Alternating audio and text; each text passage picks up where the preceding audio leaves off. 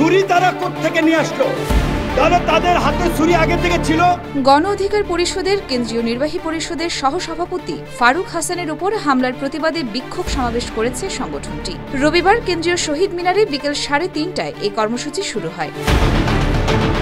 সমাবেশে সংগঠনটির সভাপতি নুরুল হক নূর বলেছেন, হামলার ঘটনা ছিল পূর্ব পরিকল্পিত। আয়োজকদের কথা ছিল যে হামলাটি ছাত্রদল করেছিল, কিন্তু পরে দেখা গেল হামলা করেছে আন্দোলনের আহতরা।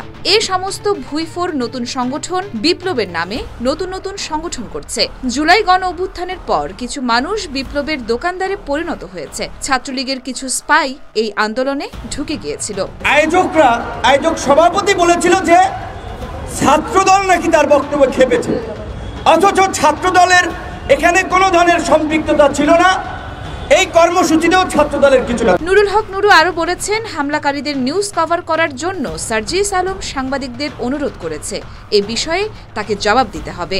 ঘটনার আগের দিন থেকে তার সম্পৃক্ততার কথা তারা শুনতে পাচ্ছিলেন। সার্জিসকে তার অবস্থান পরিষ্কার করতে হবে।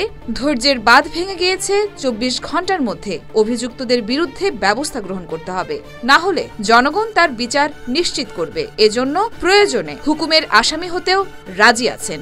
সার্জিসকে বলতে হবে, এখানে জুলাই মুভমেন্ট ব্র্যাকেটে জার্নালিস্ট নামক একটা হোয়াটসঅ্যাপ গ্রুপে সার্জিসের ফরওয়ার্ড করে একটা মেসেজে সাংবাদিকদের কাছে চক্ষু ইনস্টিটিউট হাসপাতালের এই দুর্বৃত্তদের নিউজ কাভারেজের একটা মেসেজ আমি দেখতে পাচ্ছি। এটি যদি সঠিক হয় তাহলে গতকালকে থেকে সার্জিসের সম্পৃক্ততা নিয়ে যে অভিযোগটি এসেছে সেই বিষয়ে সার্জিসকে পরিষ্কার করতে হবে।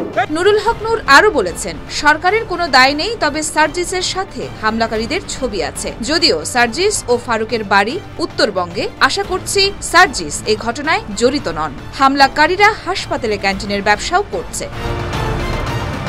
গণ অধিকার পরিষদের সাধারণ সম্পাদক রাশেদ খান জানিয়েছেন, আওয়ামী লীগের আমলের মতো একই কায়দায় যদি হামলা অব্যাহত থাকে তাহলে কিসের পরিবর্তন এবং কিসের সংস্কার? শাহবাগ থানার ওসি কোনো ব্যবস্থা নিতে রাজি হলেন না। তারা এই ধরনের পুলিশ চান না। স্বরাষ্ট্র উপদেষ্টার কোনো পদক্ষেপও দেখছেন না। 24 ঘন্টার মধ্যে ফারুকের উপর হামলাকারীদের বিরুদ্ধে ব্যবস্থা গ্রহণ না হলে স্বরাষ্ট্র উপদেষ্টাকে পদত্যাগ করতে হবে। এইভাবে হামলা চালিয়েছে পুলিশ, যদি এদেরকে গ্রেফতার না করে তাহলে কিন্তু সংঘর্ষ বাঁধলের দায় কিন্তু পুলিশকে। সমাবেশ শেষে গণ অধিকার পরিষদের নেতৃত্বে একটি বিক্ষোভ মিছিল কেন্দ্রীয় শহীদ মিনার থেকে শাহবাগ থানার উদ্দেশ্যে রওনা হয়।